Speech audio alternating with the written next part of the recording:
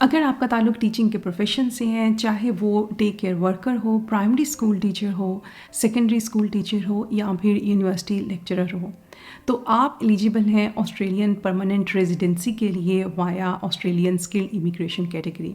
और ये सब कैसे पॉसिबल है, इसमें क्या प्रोसीजर इन्वॉल्व है, इस सब की डिटेल मिलेगी आपको आज की वीडियो में, so stay tuned.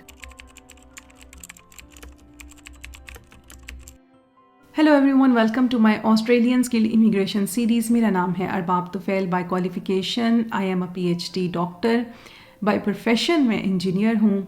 Australian skill immigration series की जो आज की वीडियो है उसमें मैं इंफॉर्मेशन दूंगी एक ऐसे प्रोफेशन के बारे में जो बहुत कम डिस्कस होता है, जिस पे आपको बहुत कम इंफॉर्मेशन जो है वो इंटरनेट पे अवेलेबल होगी, और वो है टीचिंग का प्रोफेशन।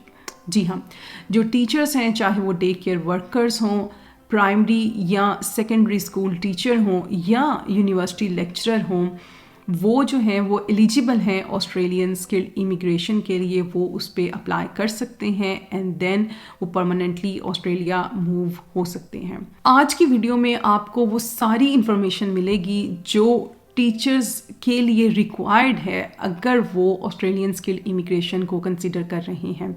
इस वीडियो के 2 पार्ट्स होंगे। फर्स्ट पार्ट जो है वो बड़ा जनरल सा होगा, जिसमें मैं ज़्यादातर रेफ़र करूँगी अपनी पिछली वीडियोस को जो मैं ऑलरेडी बना चुकी हूँ, और उससे आप वो सारी इन्फॉर्मेशन ले सकते हैं।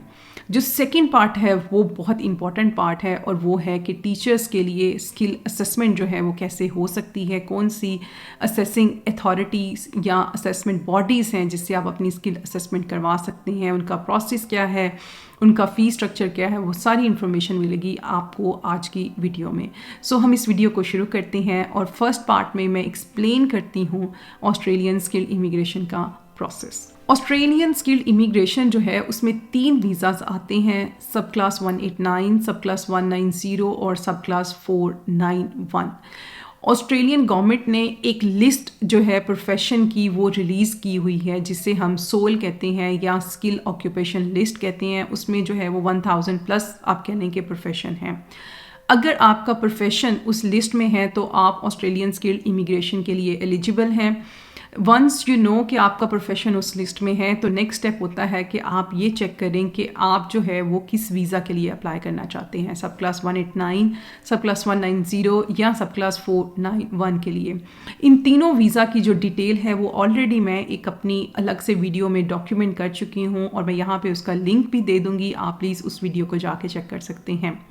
वंस यू नो कि आपने किस वीज़ा के लिए अप्लाई करना है, तो आपके लिए ज़रूरी है कि आप ये अंडरस्टैंड करें कि ऑस्ट्रेलियन जो स्किल्ड इमिग्रेशन है उसका जो पूरा प्रोसेस है वो क्या है, राइट फ्रॉम द बिगिनिंग, कि जब आपको ये पता चले कि आप एलिजिबल हैं और आप अप्लाई कर सकते हैं, टिल द एंड कि आप ऑस्ट्रेलिया कैसे लैंड करेंगे, यहाँ पे आपको क्या क्या चीज़ें जो हैं वो रिक्वायर्ड होंगी।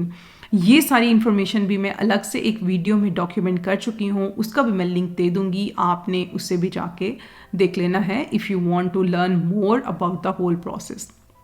थर्ड इम्पॉर्टेंट थिंग कि जब आपको आइडिया हो जाए कि पूरा प्रोसेस क्या है, आपने किस वीज़ा को चूज़ करना है, तो आपने कैलकुलेट करने हैं अपने पॉइंट्स, क्योंकि जो ऑस्ट्रेलियन स्किल इमिग्रेशन है वो है पॉइंट बेस्ड, जिसमें आपकी एज, क्वालिफिकेशन, एक्सपीरियंस और इंग्लिश लैंग्वेज जो टेस्ट है उसके पॉइंट्स हैं। इन पॉइंट्स को कैसे कैलकुलेट करना है उस पर भी मैंने अलग से एक वीडियो बनाई हुई है, उसका भी मैं आपको यहाँ पे लिंक दे दूँगी, आपने उस लिंक को चेक कर लेना है और अपने पॉइंट्स जो हैं वो कैलकुलेट कर लेने हैं। मिनिमम आपको 65 पॉइंट्स जो हैं वो रिक्वायर्ड होते हैं इस प्रोसेस में एंटर होने के लिए, या एक तरह से आप कह लें कि जो एलिजिबिलिटी क्राइटेरिया है वो है 65 पॉइंट्स का। यूजुअली जो मैंने रीसेंट इनविटेशन राउंड है उसमें मैंने देखा है कि अगर आपके पास 80 to 85 पॉइंट्स हैं तो ऑस्ट्रेलियन गवर्नमेंट जो है वो आपको इनवाइट करती है कि आप जो है वो वीज़ा के लिए अप्लाई करें। Once you know the whole process और आपको आइडिया हो जाए कि कौन कौन सा वीज़ा है जिससे आप कंसीडर कर सकते हैं, और आप अपने पॉइंट्स भी कैलकुलेट कर लें, तो उससे जो नेक्स्ट स्टेप है वो ये है कि आप जो उसका एलिजिबिलिटी क्राइटेरिया है आप उसे मीट करें। उसमें जो सबसे पहला क्राइटेरिया है वो है कि आपकी एज 45 ईयर्स से कम होनी चाहिए, आपके पास competent English language test score होना चाहिए। कॉम्पिटेंट मीन्स कि अगर आप आइल्ट्स दे रहे हैं तो आपके पास जो है वो हर कॉम्पोनेंट में जो है वो 6 बैंड होना चाहिए। And then third very important criteria वो है स्किल असेसमेंट का। स्किल असेसमेंट बेसिकली है क्या कि अगर आपकी क्वालिफिकेशन ऑस्ट्रेलिया से बाहर की है तो आपने उसे ऑस्ट्रेलियन स्टैंडर्ड के अकॉर्डिंगली असेस करवाना है। लेट्स से कि मैं इंजीनियर हूँ और मैंने ऑस्ट्रेलिया से बाहर किसी और कंट्री से अपनी इंजीनियरिंग कंप्लीट की है। सो अगर मैं ऑस्ट्रेलिया मूव होना चाहती हूँ तो मेरे लिए सबसे पहला स्टेप यही होगा कि मैं अपनी ओवरसीज़ क्वालिफ़िकेशन को ऑस्ट्रेलियन स्टैंडर्ड के अकॉर्डिंगली असेस करवाऊँ ताकि मैं ऑस्ट्रेलिया आके एज एन इंजीनियर जो है वो काम कर सकूँ। इसे हम कहते हैं स्किल असेसमेंट करवाना। इंजीनियर्स के लिए इंजीनियर्स ऑस्ट्रेलिया है, बहुत ही कुछ जनरल जो प्रोफेशंस हैं मैनेजमेंट के हो गए उसके लिए जो है आपके पास वेटेसस है। इसी तरह से जैसे यूनिवर्सिटी लेक्चरर हैं उनके लिए भी वेटेसस है। इसके अलावा अगर आप अकाउंटेंट हैं तो आपके लिए जो है वो CPA ऑस्ट्रेलिया है। इस तरह से डिफरेंट असेसमेंट बॉडीज़ हैं ऑस्ट्रेलिया में जिससे आप अपनी स्किल असेसमेंट करवा सकते हैं। अब हम बात कर लेते हैं कि टीचर्स के लिए जो स्किल असेसमेंट है वो हम कहाँ से करवा सकते हैं, उसका प्रोसेस क्या है। उसकी डिटेल में जाने से पहले मैं यहाँ पे जो टीचिंग प्रोफेशंस हैं उन्हें 3 डिफरेंट कैटेगरी में डिवाइड कर दूँगी। एक कैटेगरी है प्री स्कूल टीचर की, लाइक जो डे केयर वर्कर्स होते हैं या डे केयर लीडर्स होते हैं उनकी। देन जो है सेकंड कैटेगरी आ जाएगी जिसमें जो प्राइमरी स्कूल टीचर्स हैं या सेकेंडरी स्कूल टीचर्स हैं या जो स्पेशल एजुकेशन टीचर्स हैं उनकी मैं बात कर लूँगी। एंड देन जो थर्ड कैटेगरी है वो मैं यूनिवर्सिटी ट्यूटर्स, यूनिवर्सिटी लेक्चरर्स या जो वोकेशनल एजुकेशन टीचर्स हैं मैं उनकी बात कर लूँगी। जब मैं इन तीनों कैटेगरी को एक्सप्लेन कर रही होंगी तो उसमें जो है वो मैं सबसे पहले जो है वो डिस्कस करूँगी कि हर कैटेगरी के लिए जो एंस्को कोड हैं वो कौन से हैं, क्योंकि ये बहुत इंपॉर्टेंट है कि आपको ये पता हो कि आपकी क्वालिफ़िकेशन और आपके एक्सपीरियंस से जो रेलेवेंट एंस्को कोड है वो कौन सा है। Once you know the ANZSCO code तो सेकंड स्टेप ये होगा कि मैं आपको ये बताऊंगी कि आपकी जो रेलेवेंट असेसिंग अथॉरिटी है या असेसमेंट बॉडी है वो कौन सी है, और फिर उस असेसमेंट बॉडी से जो स्किल असेसमेंट करवानी है आपने उसके लिए कौन से डॉक्यूमेंट्स रिक्वायर्ड हैं और उसका जो फ़ी है वो क्या है।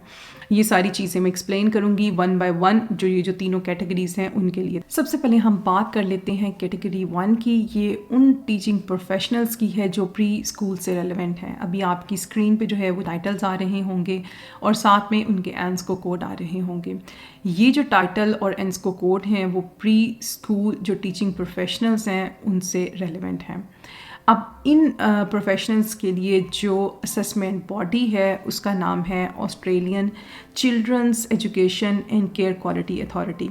जब आप इस अथॉरिटी की वेबसाइट पे जाएंगे तो वहाँ पे आपको जो है वो सारी इंफॉर्मेशन मिल जाएगी जो इन टीचिंग प्रोफेशनल्स हैं उनकी असेसमेंट के लिए रिक्वायर्ड है।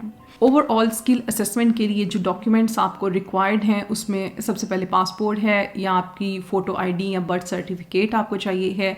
उसके अलावा एजुकेशन जो डॉक्यूमेंट्स हैं, डिग्री और ट्रांसक्रिप्ट आपको वो चाहिए है। वर्क एक्सपीरियंस आपको चाहिए है एंड देन वर्क जो रेफरेंसेस है आपके पास वो होने चाहिए हैं। उसके अलावा जो सबसे इम्पॉर्टेंट एक रिक्वायरमेंट है स्किल असेसमेंट की वो है English language test score.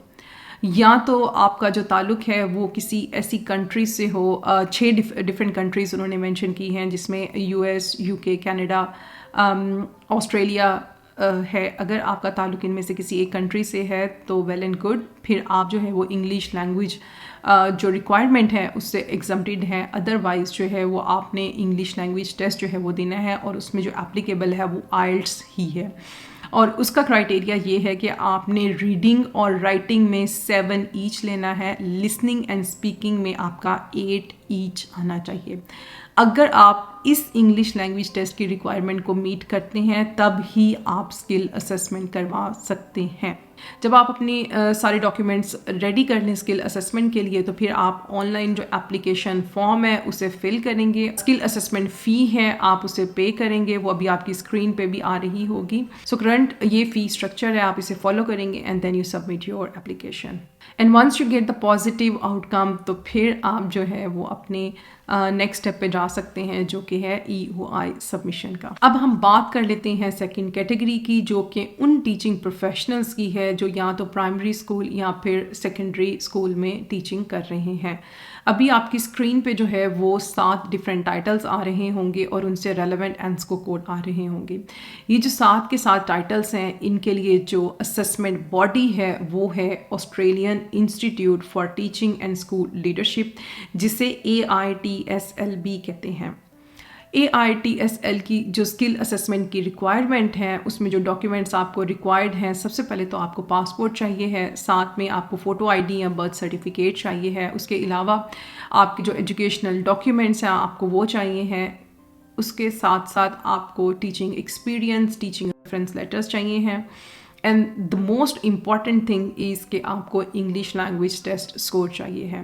AITSL की जो स्किल असेसमेंट है उसके लिए या तो आपका ताल्लुक जो है वो 6 डिफरेंट जो इंग्लिश स्पीकिंग कंट्रीज़ हैं उसमें होना चाहिए, या आपके पास जो है वो IELTS होना चाहिए। अब IELTS के लिए जो रिक्वायरमेंट्स हैं उसमें ये है कि आपने रीडिंग और राइटिंग में जो है वो 7 बैंड लेना है और लिसनिंग एंड स्पीकिंग में आपका 8 बैंड होना चाहिए। जब आप इंग्लिश लैंग्वेज टेस्ट की रिक्वायरमेंट को मीट कर लें तो तब ही आप जो है वो स्किल असेसमेंट के लिए अपनी एप्लीकेशन सबमिट करवा सकते हैं। जब आप अपनी सारे डॉक्यूमेंट्स रेडी कर लें स्किल असेसमेंट के लिए, तो फिर आप ऑनलाइन जो एप्लीकेशन फॉर्म है उसे फिल करेंगे और AITSL की जो स्किल असेसमेंट फ़ी है आप उसे पे करेंगे। वो अभी आपकी स्क्रीन पे भी आ रही होगी। सो करंट ये फ़ी स्ट्रक्चर है, आप इसे फॉलो करेंगे and then you submit your application.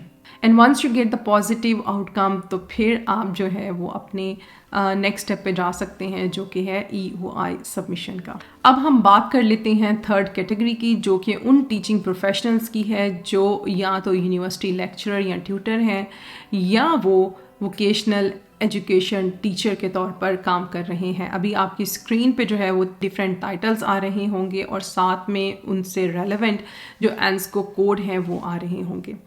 ये जो डिफरेंट प्रोफेशंस हैं, इनसे जो रेलेवेंट स्किल असेसमेंट बॉडी है उसका नाम है vocational education and training assessment services, जिसे VETSSP कहते हैं। आप जो है वो VETSSP की वेबसाइट पे जाके जो है स्किल असेसमेंट से रेलेवेंट जो सारी इन्फॉर्मेशन है वो इन प्रोफेशन से रेलेवेंट वो ले सकते हैं। अगर मैं ओवरऑल बात करूं तो आपको जो स्किल असेसमेंट के लिए डॉक्यूमेंट्स रिक्वायर्ड होंगे उसमें आपके ऑफ कोर्स के पासपोर्ट होगा, एजुकेशन डॉक्यूमेंट्स होंगे, आपका एक्सपीरियंस होगा। जो इंग्लिश लैंग्वेज टेस्ट की रिक्वायरमेंट है मोस्ट प्रॉबली VETSSP के लिए वो एग्जम्प्टेड होगी, लेकिन आप उनकी वेबसाइट पे जाके जो है वो डिटेल चेक कर सकते हैं। अब जो एप्लीकेशन जो फ़ी है, स्किल असेसमेंट की जो फ़ी है वो अभी आपकी स्क्रीन पे आ रही होगी। ये वो फ़ी है जो VETSSP ओवरऑल जो है वो चार्ज करता है स्किल असेसमेंट के लिए। And once you get the positive outcome, तो फिर आप जो है वो अपने नेक्स्ट स्टेप पे जा सकते हैं, जो कि है EOI सबमिशन का। ये थी मेरी आज की वीडियो। आई होप कि मैंने जो टू द पॉइंट इन्फॉर्मेशन है टीचर्स के लिए वो देने की कोशिश की है।